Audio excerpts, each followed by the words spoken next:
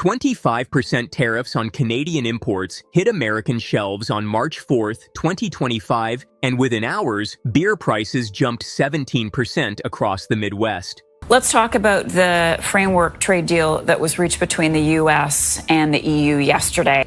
Emmanuel Macron has said that the deal is a dark day for Europe. Don't know if the exact numbers will be the same that Canada will get, insofar as we are witnessing in Europe a deal that is not good for Europe.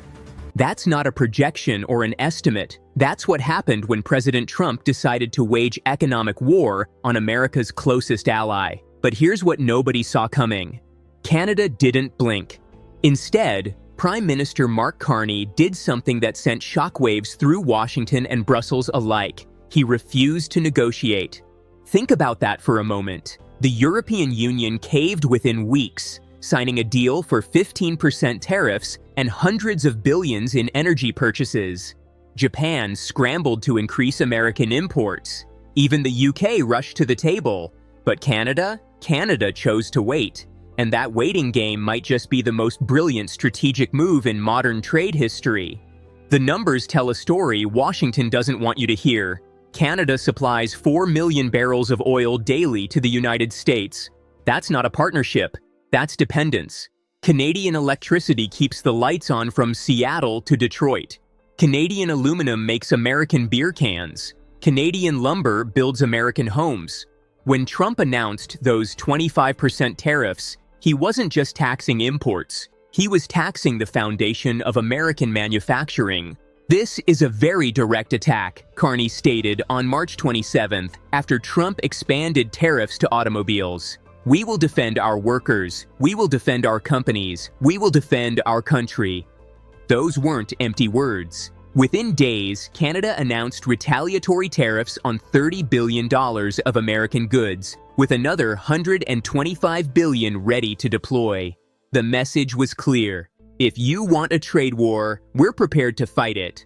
But here's where it gets interesting. While Trump was celebrating his European victory in Scotland, shaking hands and promising a new era of American dominance, something remarkable was happening behind closed doors. Canadian negotiators weren't panicking. They weren't rushing to sign anything. Instead, they were studying the EU deal and finding its fatal flaw.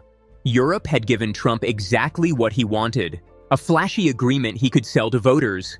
But at what cost? Buy a bunch of stuff from America and tariffs across the board, one senior Canadian official observed. This is the challenge that partners are facing. I don't believe there is going to be a great deal to be had on the table. That assessment proved prophetic. The EU's 15% tariff rate might sound reasonable compared to Trump's initial demands, but it's still triple what existed before. European leaders are already facing backlash for what many see as capitulation. Canada took a different path. Instead of racing to avoid tariffs, they accepted them as the new reality and adapted. Canadian businesses imported massive quantities of goods before the deadlines hit.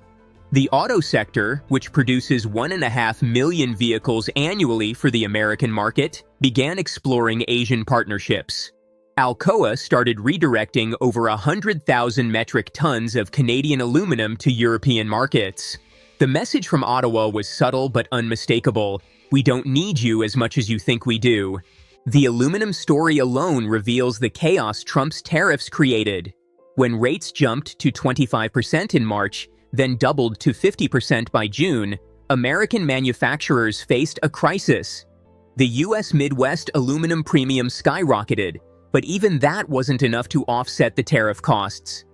Desperate buyers turned to European scrap metal, creating new supply chains that bypassed both Canadian producers and American tariff walls. In trying to protect domestic industry, Trump had actually made it more dependent on foreign suppliers, just different ones.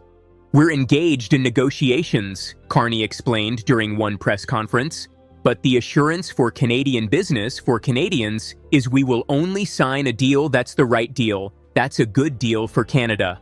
Compare that to European Commission President Ursula von der Leyen's statement after signing with Trump. Sometimes you must choose the lesser evil. The contrast couldn't be starker. One leader accepted defeat. The other refused to surrender.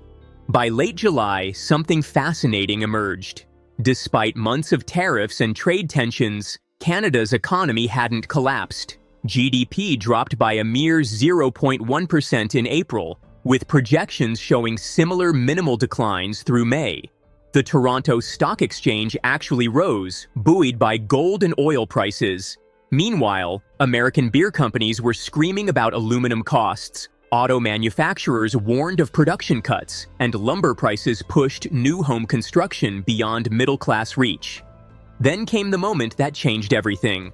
On July 29th, just days before his self-imposed August deadline for even higher tariffs, Trump made an offhand comment that revealed his entire strategy. "We haven't really been focused on Canada," he said, almost dismissively. "We don't have a deal with Canada." His own Commerce Secretary had been in active negotiations. His trade representative called the talks productive, but Trump himself, he admitted Canada wasn't even a priority. That admission handed Carney exactly what he needed: validation that Canada's patient strategy was working. If Trump wasn't focused on Canada, then Canada didn't need to rush. If the American president saw his northern neighbor as an afterthought, then maybe it was time for Canada to start thinking beyond its southern border. And that's when Ontario Premier Doug Ford dropped the bombshell nobody saw coming. Ford's words cut through the diplomatic niceties like a chainsaw through Canadian pine. "We will go to the extent of cutting off their energy," he declared on December 11th, 2024, even before Trump took office. "I don't want this to happen, but my number one job is to protect Ontarians and Canadians." It wasn't a threat, it was a promise. And when you understand that Ontario alone exports $14 billion worth of electricity to the United States annually, you realize Ford wasn't speaking from weakness. He was holding America's power grid hostage. The irony was delicious. Trump had spent months claiming Canada was ripping off America, but the numbers painted a different picture.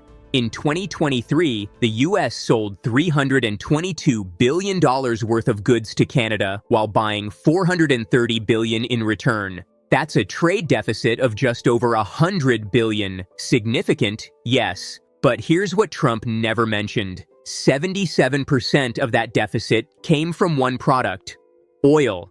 Canadian oil that America desperately needs and can't easily replace.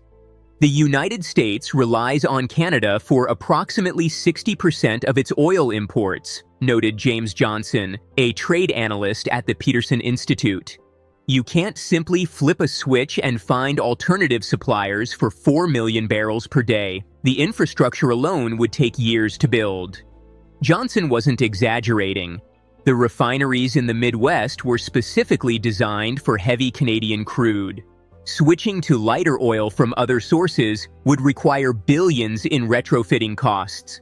As August turned to September, the cracks in Trump's strategy became impossible to ignore. The European deal he'd celebrated so publicly was unraveling. EU member states balked at the energy purchase requirements, with Germany's economy minister calling them economically suicidal in a leaked memo. France threatened to veto the agreement entirely. Meanwhile, Canada kept negotiating in good faith, but without desperation. They'd learned from Europe's mistake. The aluminum war escalated beyond anyone's predictions. By September, with tariffs at 50%, American beverage companies faced a brutal choice: absorb costs that would destroy profit margins or pass them on to consumers already struggling with inflation. Coca-Cola announced a 7% price increase. Budweiser followed with 9%. Small craft breweries, unable to absorb the costs, started closing across the Rust Belt. Each closure was a victory for Trump's tariff policy on paper, but a disaster for the American workers he'd promised to protect. "We're seeing the deindustrialization of America's beverage sector," warned Margaret Chen, CEO of the Aluminum Association. "Our members are reporting order cancellations at rates we haven't seen since 2008. This isn't protecting American jobs, it's destroying them." Chen's organization represented companies that employed over 600,000 Americans. By October, they estimated 40,000 jobs had been lost directly due to aluminum tariffs. But Carney had an ace up his sleeve that Trump never anticipated. While America focused on bilateral deals, Canada quietly revolutionized its trade relationships. The comprehensive economic and trade agreement with Europe suddenly became a lifeline. Canadian aluminum found new markets in Frankfurt and Milan. Canadian oil that once flowed exclusively south began heading east to Atlantic ports. The Trans Mountain Pipeline expansion, completed just months before Trump's tariffs hit, allowed Canadian crude to reach Asian markets at unprecedented volumes. The Japanese were particularly eager buyers. With their own American trade deal requiring massive agricultural purchases they didn't need, Japan viewed Canadian energy as a strategic hedge. By November 2025, Canada was shipping 800,000 barrels per day to Asia, oil that used to go to American refineries. Each barrel represented leverage shifting from Washington to Ottawa. The Americans assumed we had nowhere else to go, reflected a senior Canadian trade negotiator who spoke on condition of anonymity. They forgot that in a globalized economy, dependency runs both directions. Yes, we need their market, but they need our resources even more.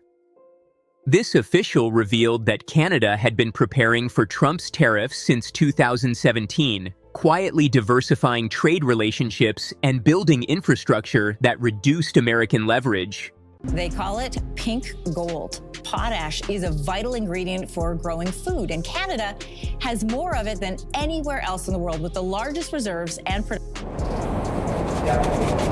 It's granular gold for farmers. Canadian potash is used in fields across America. The U.S. tariffs adding another cost for those in a sector where there is little stability. You would still obviously have to have Canadian potash, and so that import tariff would just be something that would have to be 90%. That's how much potash American farmers depend on from imports, with Canada supplying over 80% of it. Without this single mineral, U.S. agriculture would collapse within months, food prices would skyrocket, and grocery shelves would empty. Now, as President Trump threatens to slap a 35% tariff on all Canadian goods by August 1st, some Canadian leaders are quietly discussing the unthinkable, turning off the tap on America's agricultural lifeline.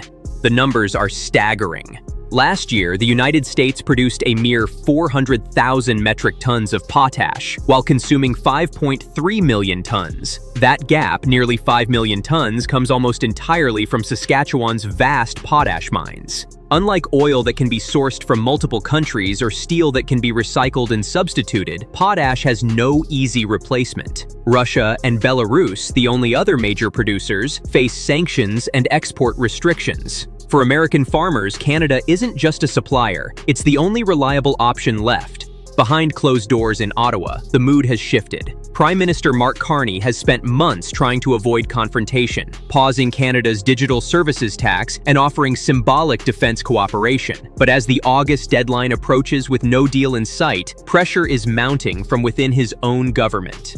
Elizabeth May, a prominent member of parliament, publicly called for halting the $4.9 billion in annual potash exports to the United States. If Trump wants to use pain as leverage, she argued in a recent session, then Canada should respond in kind. But the timing couldn't be more critical. American farmers are already struggling with high input costs, and a 25% tariff on Canadian potash would add over $100 per ton to their expenses. For a typical Midwest corn farmer working on razor-thin margins, that increase could mean the difference between profit and bankruptcy. Ken Seitz, CEO of Nutrien, Canada's largest potash producer, warned bluntly that the cost of this would be borne entirely by the U.S. farmer. He's not exaggerating. Fertilizer typically accounts for 15 to 20% of total crop production costs. What makes potash so powerful as a negotiating tool is its irreplaceability. You can delay buying a new car, switch aluminum suppliers, or redesign products to use less steel. But crops need potassium to grow, period. Without adequate potash, corn yields drop by 30%, wheat by 25%, and soybeans by 40%. The Fertilizer Institute's president, Corey Rosenbusch, emphasized this reality. Potash is a geographically limited resource produced by only a handful of countries worldwide. There is no substitute. The political implications run even deeper. American farmers represent one of Trump's most loyal voting blocs, particularly in swing states like Iowa, Wisconsin, and Michigan. Republican Senator Chuck Grassley from Iowa has already pleaded publicly for potash to be exempt from any tariffs, warning that farmers can't absorb another shock to their bottom line. His intervention reveals the political vulnerability. If potash prices spike, rural America will feel it first and hardest. Canada's leverage extends beyond just withholding supply. During the recent federal election, Canada's Parliamentary Budget Office costed a proposal to create a national strategic potash reserve funded through public bonds. This would allow Canada to stockpile production during trade disputes, maintaining domestic employment while creating artificial scarcity in global markets. The mere announcement of such a program could send futures prices soaring, affecting American farmers months before any actual shortage materialized. The ripple effects would extend far beyond farms. Higher fertilizer costs mean higher food prices, not just for corn and wheat, but for meat, dairy, and processed foods that depend on grain for animal feed. A Stanford University analysis suggested that a sustained 30% increase in potash prices could add 8 to 12% to grocery bills within 6 months. For American families already struggling with inflation, this would hit directly at the kitchen table. Yet Canada's position isn't without risks. Saskatchewan's economy depends heavily on potash exports, supporting over 12,000 direct jobs and billions in provincial revenue. Any disruption would hurt Canadian workers too. That's why Carney's government is walking a tightrope. They need to demonstrate strength without triggering a spiral that damages both economies. The precedent is sobering. When China restricted rare earth exports to Japan in 2010 over a territorial dispute, it sent shockwaves through global supply chains and forced a fundamental reassessment of resource dependencies. Potash could be Canada's rare earth moment, a demonstration that in an interconnected world, geographic advantages still matter. Industry insiders suggest a middle path might emerge. Rather than halting exports entirely, Canada could implement export licenses or quotas, creating uncertainty without triggering immediate shortages. Even the threat of such measures might be enough. As one senior Canadian trade official noted off the record, sometimes the most powerful weapon is the one you never have to use. The August 1st deadline looms large. Trump has formalized his threat in writing: 35% tariffs on all Canadian imports if no deal is reached. But Canada's potash card changes the entire dynamic. It's no longer just about protecting Canadian jobs or maintaining market access. It's about whether America's heartland can afford to plant next season's crops. This isn't the trade war Trump expected. Cars and steel make headlines, but potash feeds nations. And for the first time in decades, Canada holds the cards that matter most. The question now isn't whether Canada will use this leverage, it's whether Trump will force their hand. The irony is almost painful. While Trump rallies against Chinese dependence and preaches American self-sufficiency, his own policies could hand Beijing exactly what it wants: a fractured North American alliance and a weakened United States agricultural sector. Chinese officials are watching this potash standoff with barely concealed satisfaction. As one Beijing trade analyst recently observed, America is doing to itself what we could never accomplish through negotiation. The numbers tell a devastating story. If Canadian potash exports face restrictions, American farmers would need to source an additional 5 million tons annually from somewhere else. The only viable alternatives: Russia controls 18% of global production. Belarus another 17%. Both face Western sanctions. China, meanwhile, has been quietly stockpiling potash for 3 years, building reserves that now exceed 20 million tons. They're prepared for exactly this scenario. Dr. Sarah Chen, an agricultural economist at Cornell, puts it bluntly: we're watching the unraveling of 60 years of North American agricultural integration in real time. The infrastructure, the logistics, the relationships, none of this can be rebuilt overnight. She's right. The rail lines from Saskatchewan to Iowa, the storage facilities in Minnesota, the distribution networks across the Midwest, all of it assumes uninterrupted Canadian supply. But infrastructure is just the beginning. American fertilizer companies have already started contingency planning, and the options are grim. Mosaic Company, America's largest potash producer, could theoretically expand its New Mexico operations, but that would take 5 to 7 years and $12 billion in capital investment. Even then, production would only reach 2 million tons annually, less than half of what Canada currently provides. The agricultural calendar adds another layer of urgency. Farmers typically purchase fertilizer 6 to 9 months before planting season. If the August 1st tariffs take effect, procurement decisions for next spring's crops need to happen by October. That gives both sides less than 3 months to find a solution, or American farmers will face an impossible choice: pay crushing prices or risk crop failure. Meanwhile, global competitors are positioning themselves to benefit. Brazilian soybean producers, already challenging American dominance in Chinese markets, would gain a massive cost advantage if U.S. farmers face potash shortages. Argentina's corn exports could surge. Even Ukrainian grain, despite the ongoing conflict, might become more competitive than American produce in international markets. The State Department has quietly begun damage control. Assistant Secretary of State for Western Hemisphere Affairs, Maria Rodriguez, recently completed an unpublicized tour of Saskatchewan, meeting with provincial leaders and industry executives. Her message, according to sources familiar with the discussions, was clear.